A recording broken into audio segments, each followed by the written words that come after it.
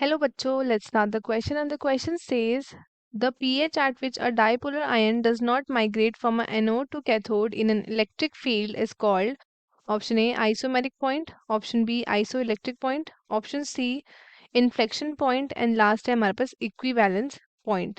So let us start with our key concept. So जो key concept होगा हमारे question का that would be pH.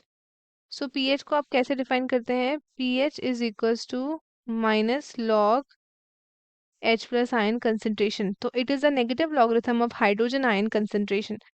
इसको आप ऐसा भी बोल सकते हो, ये आपका पावर हो सकता है या फिर ये आपको हो सकता है पोटेंशियल पावर और potential of hydrogen, power and potential of hydrogen. So एक आता है हमारे पास पीएच स्केल.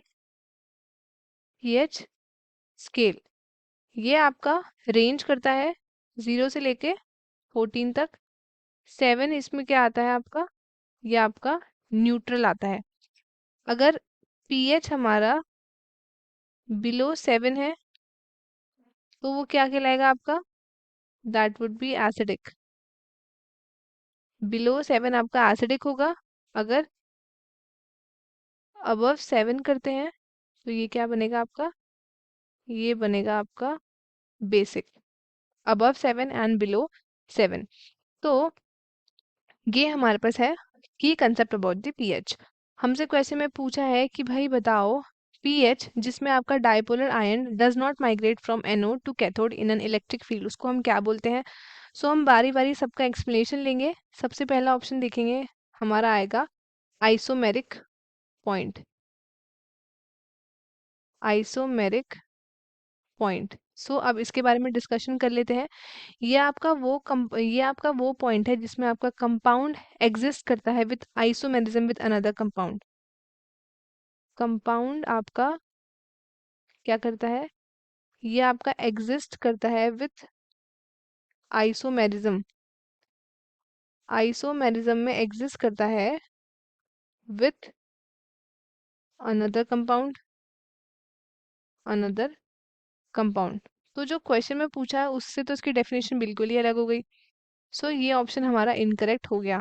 दूसरा अगर हम ऑप्शन की बात करें, सो दूसरा आपका क्या है? It is iso electric point. Iso electric point. Iso electric point देखते हैं तो ये आपका पीएच है एट विच जो आपके मॉलिक्यूल्स होते हैं, मॉलिक्यूल्स वो क्या करते हैं? वो कैरी करते हैं नो चार्ज. कैरी करते हैं नो चार्ज या फिर वो क्या होते हैं? इलेक्ट्रिकली आपके न्यूट्रल होते हैं. और डाइपोलर आयन, इसमें जो डाइपोलर आयन है इट डू नॉट माइग्रेट. ये आपका माइग्रेट नहीं करता है from anode to a cathode. ये आपका मूव नहीं करता है in an electrical field.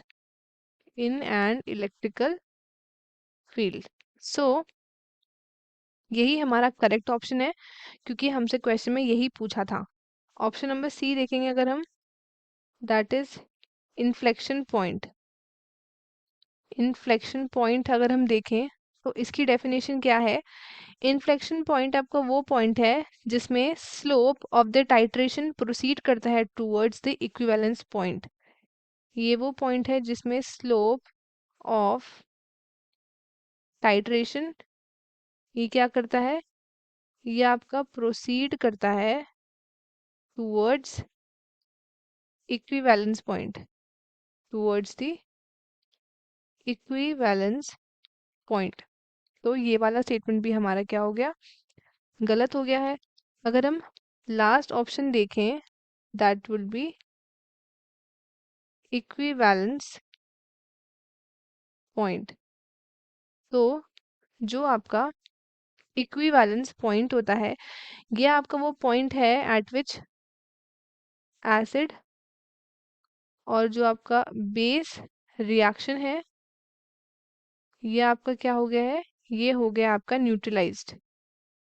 Acid and based reaction हो गया है आपका न्यूट्रलाइज्ड। सो जो आपके नंबर ऑफ मोल्स होते हैं of an acid, it will be equal to the number of moles of the base. So ये वाला ऑप्शन भी हमारा इनकरेक्ट हो गया है। सो हमारा करेक्ट ऑप्शन क्या होगा? Correct option is option number B. Option B हमारा करेक्ट है। तो हमारे आइसोइलेक्ट्रिक पॉइंट वो पॉइंट है एट विच द पीएच आपका डाइपोलर आयन का, it does not migrate from anode to cathode, और वो आपका इलेक्ट्रिक फील्ड में आपका होता है। So students, are correct option will be option number B. तो आई होप आपको क्वेश्चन अच्छे से समझ आया होगा। All the best and thank you.